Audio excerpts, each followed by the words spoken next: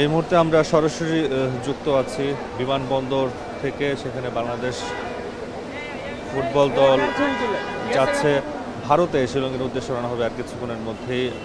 সকাল 9টায় তাদের flight AFC বাছাই পর্বের ম্যাচ খেলতে ভারতের বিপক্ষে। এবং আজকের এই যে যাত্রা বাংলাদেশ ফুটবল দলের, সেই যাত্রাকে ঘিরে এখানে বেশ উৎসুক জনতার ভিড় রয়েছে। এবং দেখতে পাচ্ছি কিছুক্ষণ আগে বাংলাদেশ দলের বহনকারী বাসটি বিমানবন্দরে এসে পৌঁছেছে এবং এখানে ফুটবলাররা বাস থেকে এক এক করে নামছেন। এবং বিশেষ করে আজকের যে প্রধান আকর্ষণ, তাকে দেখার জন্য বেশ বড় একটি দর্শক সমর্থন উপস্থিত হচ্ছে, বিশেষ করে হামজা চৌধুরী, যার কথা গত বেশ কয়েকদিন যাবৎ বাংলাদেশ ফুটবল আলোড়ন তৈরি করেছে। ব্রিটিশ ইংল্যান্ড থেকে যিনি পাড়ি জমিয়েছেন বাংলাদেশের বংশোদ্ভূত এই ফুটবলার এই মুহূর্তে বাংলাদেশের জাতীয় দলের হয়ে খেলার জন্য বাংলাদেশ অবস্থান করছে। এবং তিনি অবশ্যই কিছুক্ষণ পরে বের হবেন, বাসে অবস্থান করছেন। এবং আজকে বাংলাদেশের দল ভারতের উদ্দেশ্যে দেশ ছাড়বে আর কিছুক্ষণ পর, অর্থাৎ সকাল 9টায় তাদের বিমান ছাড়ার কথা রয়েছে। এবং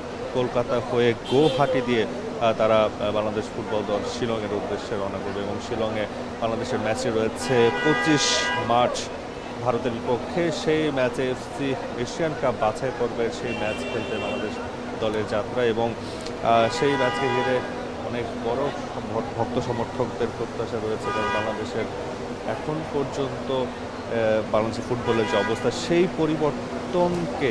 পরিবর্তন ঘটানোর জন্যই আজকে যে পরিস্থিতি বাংলাদেশ দলের এখন বর্তমানে দেখা যাচ্ছে। বাংলাদেশের যে ফুটবল দল এই মুহূর্তে বিমানবন্দরে রয়েছে, বিমানবন্দরে এক এক করে বের হচ্ছে। আমরা ফুটবলারদের দেখতে পাচ্ছি এবং ফুটবল দলের টিম ম্যানেজমেন্ট যারা রয়েছেন তারা এরই মধ্যে বিমানবন্দরে রয়েছেন। আমরা এক এক করে ফুটবলাররা বের হচ্ছেন বাস থেকে। এবং এখানে প্রচুর সমর্থক এই সকালবেলায় উপস্থিত রয়েছেন বাংলাদেশ ফুটবল দলের খেলোয়াড়দের এক নজর দেখার জন্য। বিশেষ করে আজকের যে ফুটবলের যে মহাতারকা বনে গেছেন সেই হামজা চৌধুরী রয়েছেন এই বাংলাদেশ দলের এই বহনকারী বাসে। এবং তিনি কখন নামবেন তাকে এক নজর দেখার জন্য দেখতে পাচ্ছি এখানে বেশ বড় একটি সমর্থক গোষ্ঠী রয়েছেন। এবং বাংলাদেশ ফুটবলের এর আগে এরকমভাবে বাংলাদেশ ফুটবল দল কখনো দেশের বাইরে খেলতে গেছেন এত মানুষ এর আগে কখনো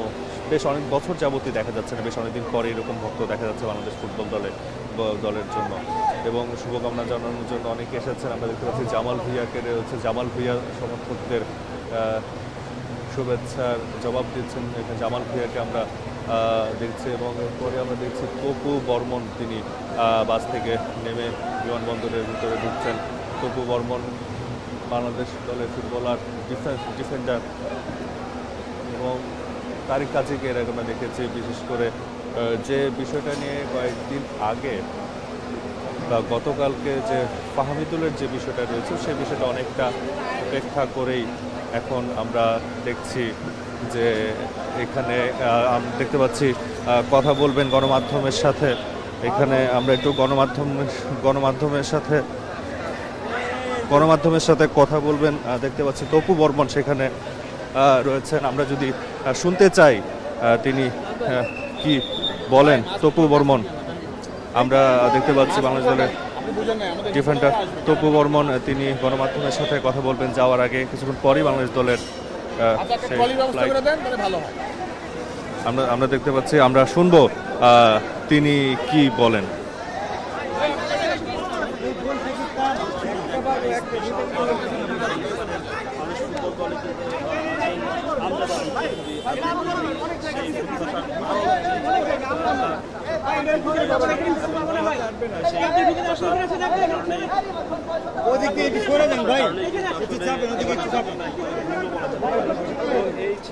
এদিকে কিছু ক্যামেরা আছে, দেখতে পারতেছেন না ভাই, একটু চেপে যেতে হবে ওদিকটা ভাই, একটু অর্গানাইজড হই আমরা, নাহলে কিন্তু ইন্টারভিউ এখানে হবে না।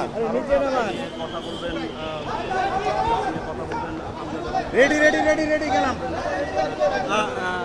কালকে একটা আপনাদের প্র্যাকটিস সেশন ছিল, অনেকটা ক্লোজ। সেই সেশনটা কেমন হলো? হামজা চৌধুরীর সাথে প্রথম সেশন কেমন করলেন, কতটা কোপ আপ করতে পারলেন দলের সাথে? দেখেন, এটা অনেক এক্সাইটিং ছিল আমাদের জন্য এবং হামজার জন্য, কারণ সে আমাদের দেশে এসে সে অনেক ব্যস্ত ছিল, বিজি ছিল। গতকালকে আমাদের সাথে সে অফিসিয়ালি ট্রেনিংয়ে অংশগ্রহণ করে। ডেফিনেটলি এটা আমাদের জন্য একটা ভালো ব্যাপার এবং ভালো দিক। সে ফিট আছে, আমরাও ফিট আছি। আমার কাছে মনে হয় এটা একটা পজিটিভ ব্যাপার। এখানে অনেক পজিটিভ ব্যাপার আমার কাছে মনে হয় আমরা গ্রহণ করেছি।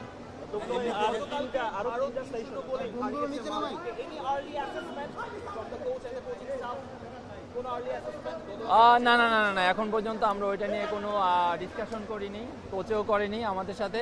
আর আমাদের সময় আছে, দেখেন আজকে 20 তারিখ, আমাদের আরও 4 দিন সময় আছে। তো অবভিয়াসলি আমার কাছে মনে হয় কোচ আমাদেরকে এই ব্যাপার নিয়ে কথা বলবে এবং ভিডিও সেশন করবে, অবশ্যই আমাদেরকে জানাবে, কারণ সে অলরেডি এটা নিয়ে কাজ করে দিয়েছে। তবু ভাই আরো 3টা সেশন আছে, ভারতীয় আরো 3টা সেশন পাবে, সেই 3টা সেশনে আমরা কি দলের সাথে পুরোপুরি কোপ আপ করতে পারবে কিনা দেখেন, আমার কাছে মনে হয় সে দেখেন খেলার মাঝে আছে এবং খেলতেছে, রেগুলার খেলতেছে। তার ফিটনেস নিয়ে তো আনডাউট, তার fitness world class fitness definitely দেখেন। আর আমার কাছে মনে হয় একটু শিলংয়ে আমাদের খাপ খাওয়াই নিতে একটু সময় লাগবে, কারণ এর জন্য আমার কাছে মনে হয় 4 দিন আগে আমরা যাচ্ছি। তো আশা করি সেই জায়গায় যে আমাদের ফাইনাল যেই ট্রেনিং সেশনগুলো আছে সেইখানে আমাদের খাপ খাওয়াইতে হবে অ্যাজ সুন অ্যাজ পসিবল। তাহলে আমার কাছে মনে হয় যে আমাদের সবার দেখেন এটা কিন্তু আমাদের দেশের এবং আমাদের খুবই ইম্পর্টেন্ট ম্যাচ। সেইখানে আমরা যত তাড়াতাড়ি আমাদেরকে তৈরি করে নিতে পারবো, আমার কাছে মনে হয় সেইখানে যে আমাদের জন্য ভালো হবে এবং দেশের জন্য ভালো হবে।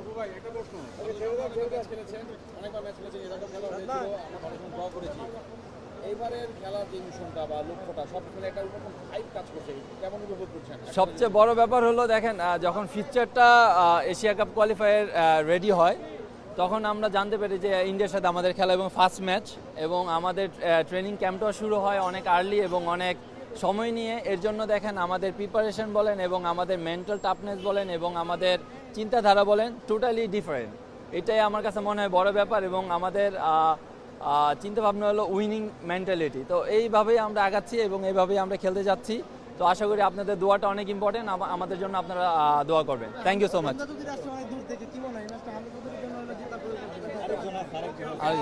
Thank you.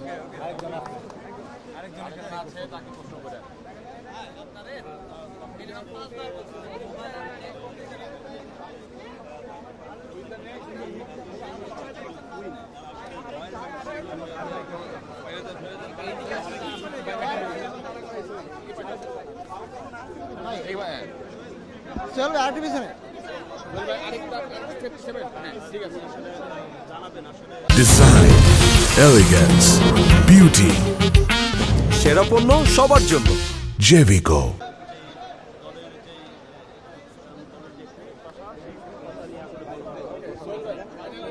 একেবারে রেস্ট থাকছেন এবং নতুন একটা মিশনে যাওয়া এবং শিলংয়ে যে ওয়েদার সবকিছু মিলে একটা ক্যাম্প করেছেন, এমন একজন ফুটবলার জয়েন করেছেন যাকে নিয়ে ওয়ার্ল্ড ওয়াইড অনেক পরিচিতি।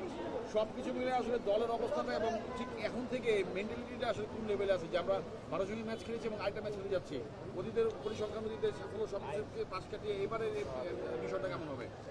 আসলে দেখেন, বর্তমান যে আমাদের টিমটা এখন আমি মনে করি আমরা খুব ভালো একটা প্রস্তুতি নিয়ে আমরা ইন্ডিয়ার সাথে ম্যাচ খেলতে যাচ্ছি।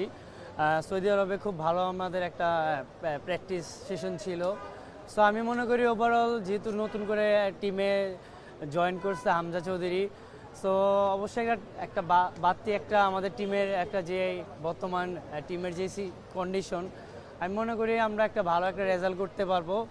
আর হামজা খুবই তাড়াতাড়ি আমাদের সাথে মানিয়ে নিতে পারছে, মনে হচ্ছে যে ও আমাদের সাথে অনেক দিন ধরেই খেলতেছে। সো এটা আমাদের যারা আমরা দেশি বা আমরা যারা বাংলাদেশি প্লেয়ার আছি, সো ওর সাথে আমরা খুবই তাড়াতাড়ি যত তাড়াতাড়ি মানিয়ে নিতে পারবো এটা টিমের জন্য ভালো। আর ও আমাদের সাথে খুব ভালোভাবে মানিয়ে নিতেছে, যেটা পজিটিভ একটা সাইড টিমের জন্য। আর ইন্ডিয়ার সাথে আমরা অবশ্যই চাবো যে একটা নতুন বাংলাদেশ হিসাবে খেলতে, যেহেতু নতুন করে হামজা চৌধুরী আসছে। সো আমরা চাবোই যে ভালোভাবে স্টার্ট করতে, একটা ভালো জয় দিয়ে যেন শুরু করতে পারি। হামজাকে যেন এই জয়টা আমরা দেশি প্লেয়াররা দিতে পারি, যারা আমরা লোকাল প্লেয়ার আছি, যেহেতু ইংলিশ প্রিমিয়ার লিগ খেলে। সো নতুন করে যেন আমরা একটা ভালো একটা ভাবে স্টার্ট করে বাংলাদেশ টিমকে যেন ভালো একটা জায়গায় নিয়ে যেতে পারি। কালকে আসলে এখন এটার মধ্যে যে কম্পিটিশনটা এটা কতটুকু হেলদি হবে? বাংলাদেশের মিডফিল্ডে? অবশ্যই কম্পিটিশন আর হেলদি অবশ্যই হবে, কারণ আপনি যত একটা পজিশনে যত প্লেয়ার থাকবে ওই প্লেয়ারের কম্পিটিশনটা তত ভালো হবে। এটা আমি মনে করি একটা পজিটিভ সাইন টিমের জন্য। আমি মনে করি এটা প্রতিটা কি বলে পজিশনে কম্পিটিশন থাকা উচিত। এটা টিমের বেটারমেন্টের জন্য আমি মনে করি ভালো।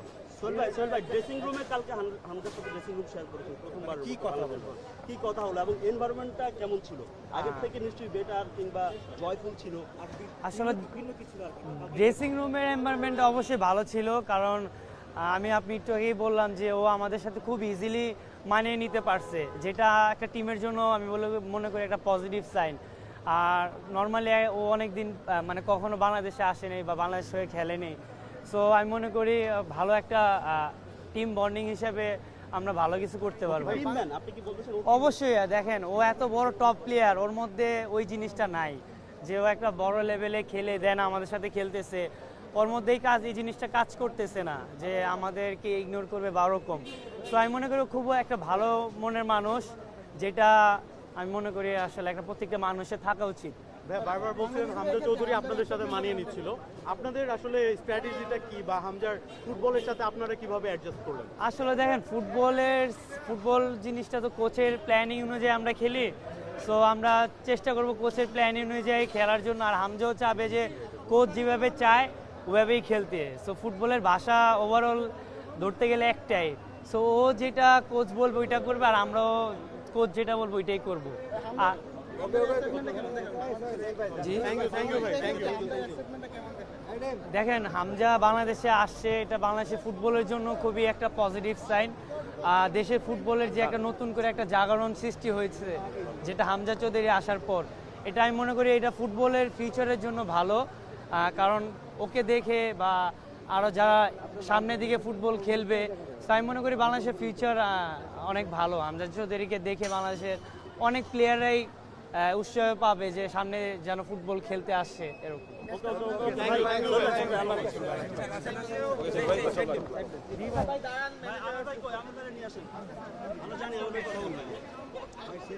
আসলে একটু এই যে সোহেল রানা বাংলাদেশ মিডফিল্ডার রয়েছেন, তিনি বলছিলেন যে আসলে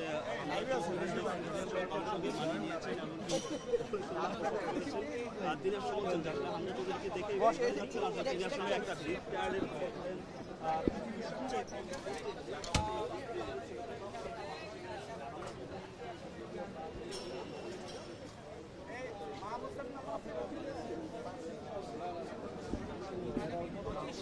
আমরা শুনছিলাম এখানে বাংলাদেশ ফুটবল দলের দুজন ফুটবলার কথা বলছিলেন, সোহেল রানা এবং তপু বর্মন। তারা যেটা বলছিলেন যে ভারতের পক্ষে ম্যাচ অন্যান্য বারের চেয়ে এবার বেশ কিছুটা আলাদাভাবেই হবে, কারণ ভারত বরাবরই বাংলাদেশের বেশ চিরপ্রতিদ্বন্দ্বী হিসেবেই বাংলাদেশের সাথে খেলে থাকেন।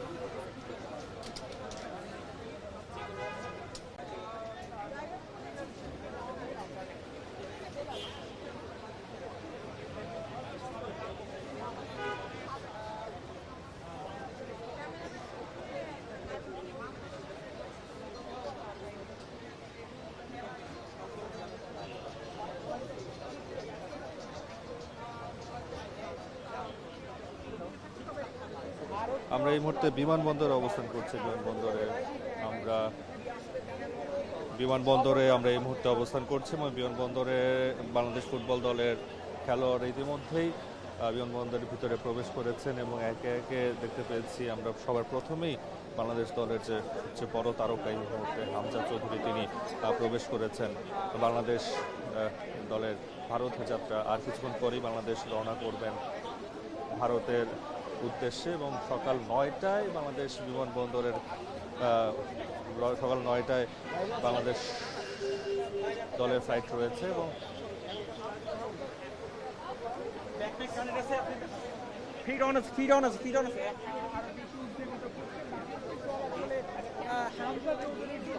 সাকিব কিছুক্ষণ আগেই দুজন ফুটবলার বাংলাদেশ দলে কথা বলেছেন, তপু বর্মন এবং সোহেল রানা, এবং তারা যেটা বলছিলেন যে ভারতের পক্ষে তাদের এই ম্যাচটাকে ঘিরে বেশ বড় একটি প্রত্যাশা রয়েছে, কারণ এএফসি বাছাই পর্বের প্রথম ম্যাচ এবং দলের এই যে পরিবর্তন, বিশেষ করে হামজা চৌধুরীর কথা তারা বলছিলেন, তার সাথে তাদের কম্বিনেশন যদি মিলে যায় এবং বেশ কিছুটা তারা এটা নিয়ে একটু কথা বলছিলেন যে হামজা যে জায়গায় খেলে এসেছেন অর্থাৎ ইংলিশ প্রিমিয়ার লিগ এবং সেই ফিল্ডে তিনি English premier league Leicester city এবং সেই ফিল্ডের হয়ে তিনি সবশেষ ম্যাচ খেলে বাংলাদেশে এসেছেন, তার যে ফুটবলের ধরন, সে যে জায়গাটা খেলেছেন তার সাথে বাংলাদেশের জাতীয় ফুটবল দলের যে খেলার ধরন সেটা মেলানোর চেষ্টা তারা করছেন এবং সেই কম্বিনেশন মেলানোর জন্য হামজা চৌধুরীর যেমনটি প্রয়োজন রয়েছে এবং বাংলাদেশ ফুটবল দলের প্রতিটি যারা সদস্য রয়েছেন সবারই প্রয়োজন রয়েছে সেই অবস্থাটা ধরে রাখার জন্য এবং সেই কম্বিনেশন মেলানোর জন্য। এবং হামজা চৌধুরী আমরা জানি ডিফেন্সিভ মিডফিল্ডার হিসেবেই তিনি জাতীয় দলে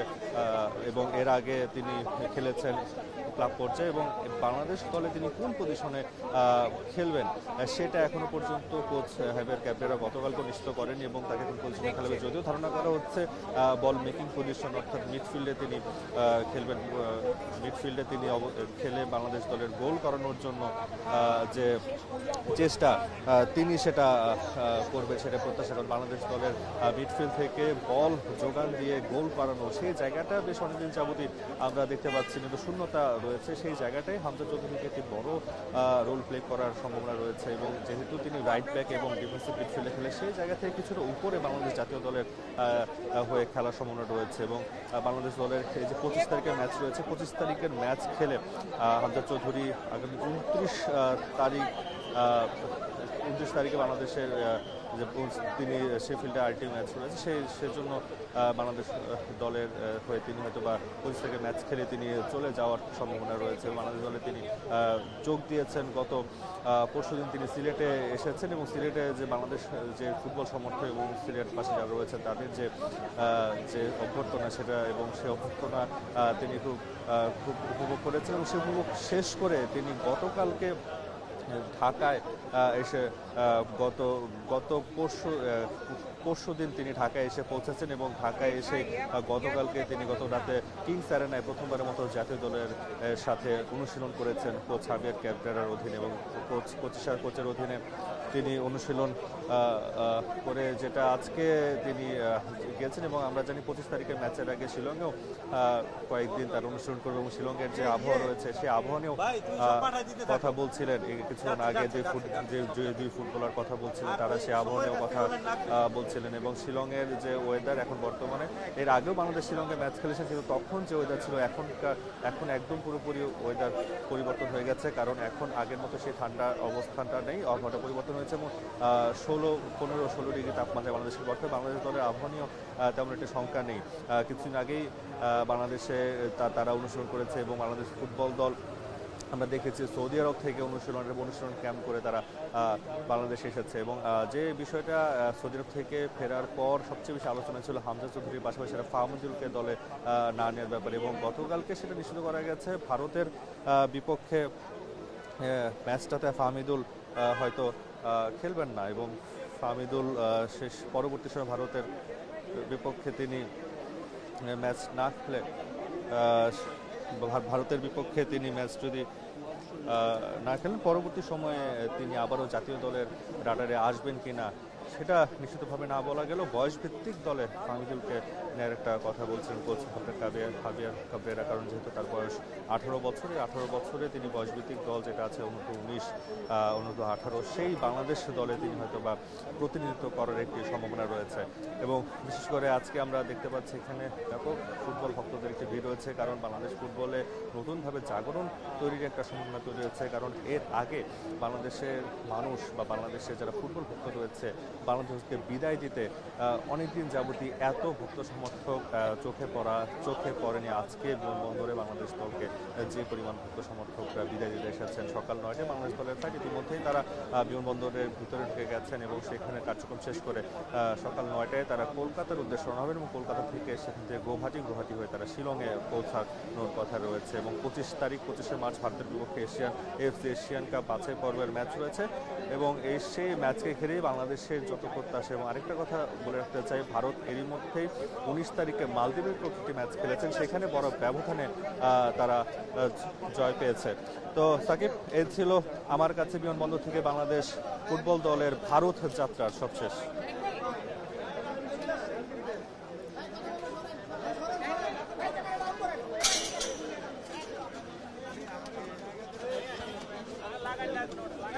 এই একটু চেপে যান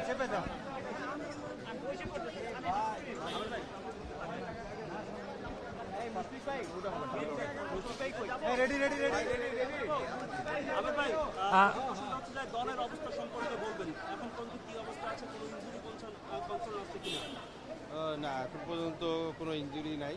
যেটুকু মানে যেভাবে আমাদের প্ল্যানিং, সেই প্ল্যানিং অনুযায়ী এখন পর্যন্ত সব কিছু আল্লাহর রহমতে ভালো আছে। আমির ভাই, ট্রেনিং সেশনের পরিকল্পনাটা কি? ওখানে তো আমরা আজকে যাব, যে পৌঁছানোর পরে আমাদের একটা হালকা একটা শিডিউল আছে। তারপরে পরবর্তীতে আমরা যে মাঠটা আছে সেই মাঠটা চেয়েছি যেখানে খেলা হবে। এখন ডিপেন্ড করতেছে ওখানে আসলে মাঠের কী অবস্থা। আজকে থেকে কি মাঠের অনুশীলন শুরু করবে? আমার একটা প্রশ্ন ছিল, সেটা হচ্ছে যে ইন্ডিয়া গতকাল একটা ম্যাচ খেলছে বাংলাদেশের সাথে, ম্যাচটাই তারা জিতেছে, শুধু যে তিনি ছত্র ছায়াই বলতে পারে, কিন্তু তাদের জন্য একটা ব্যাড নিউজ হচ্ছে তাদের দুজন ভালো স্ট্রাইকার আহত হয়েছে।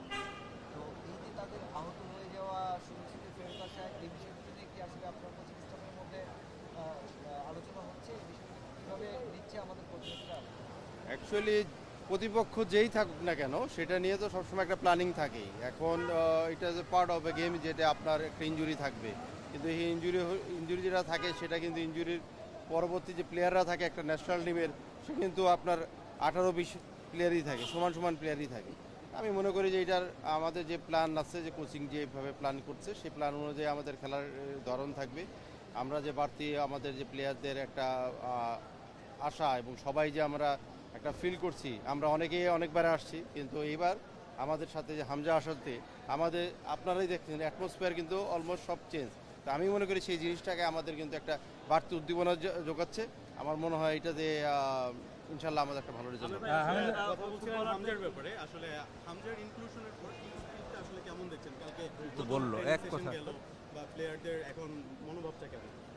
ওভারঅল এটা একটা বাড়তি পাওয়া সবার জন্যই। এটা আমাদের দেশের জন্য আমরা একটা প্রাইড ফিল করি যে ওর মধ্যে একটা প্লেয়ার আমাদের সাথে যাচ্ছে, এবং প্লেয়াররাও এটাতে খুব তাকে নিয়ে মানিয়ে গেছে, এবং সে খুবই হাম্বল। তার দিক থেকে সেরকম কোনো নাই যে বাড়তি কোনো একটা আমি বাইরে একটা প্রিমিয়ার লিগে খেলি বা কোনো সেরকম কিছুই নাই। তো সেই দিক দিয়ে আমি মনে করি যে সে যেটা করেছে, আমার টিম বন্ডিংটা অনেক ভালো হয়েছে। আমির ভাই, একটু বলবেন যে কারা কোন ফুটবলার আসলে যাচ্ছে না? আমরা কালকে পর্যন্ত 27 জন, স্কোয়াডটা তো এখনো মানে 23 সদস্যের স্কোয়াডটা চূড়ান্ত হয় নাই, যাচ্ছে না যাচ্ছে না সবাই। আমাদের এখানে যারা ইনজুরি ছিল, আমাদের বিএফএফ থেকে যারা আমরা ছিল, তারা সবাইকে নিয়ে কিন্তু আমরা যাচ্ছি। কতজন যাচ্ছে? আমরা 26 জনের মতো যাচ্ছি। সেখানে আমরা যেটা হইলো যে যেহেতু খেলার আগের দিন পর্যন্ত আমাদের স্কোপ আছে 23 জনের, সেই 23 জন আমরা করবো। এখনো পর্যন্ত চূড়ান্ত হয়নি। অবশ্যই না, দর্শকরা তো হলো আমাদের প্রাণ। দর্শকরা যেটা বলতেছে তারা তো ভালোর জন্যই বলতেছে। তারপরেও বুঝতে হবে যে আমরা যারা এখানে দায়িত্বশীল আছে, এখানে বাংলাদেশের যারা টপ অফ যারা আছে স্পোর্টসের, সবাই কিন্তু এটার উপর নজর আছে। এখানে আমার মনে হয় না যে কোনো কিছুর বাড়তি কোনো কিছুর মানে আমরা কাউকে অ্যাভয়েড করে কোনো কিছু করছি, সেটা কিছু না। সবার আগে প্রায়োরিটি হলো যে দর্শকদেরকে তো প্রায়োরিটি দিবই, তাদের একটা মূল্যায়ন, তাদের যে ডিসিশন বা তারা যেটা বলছে তাদের অবশ্যই তাদের মূল্যায়ন দিয়েই টিম করা হয়েছে। একটা প্রশ্ন যে লাস্ট যে সিরিজটা ছিল, সেই সিরিজের থেকে শুধু হামজা এক্সপেক্টেড ছাড়া বাকি যে স্কোয়াড, সেই স্কোয়াডটাই কি বেশি কিনা হচ্ছে এবার যাচ্ছে, এখানে কোনো চেঞ্জ হচ্ছে না? ওই যেটা যারা আছে ওপরে যাচ্ছে। আপনার তো কিছু প্লেয়ার তো ইনজুরি ওর জন্য তো যেতে পারেনি।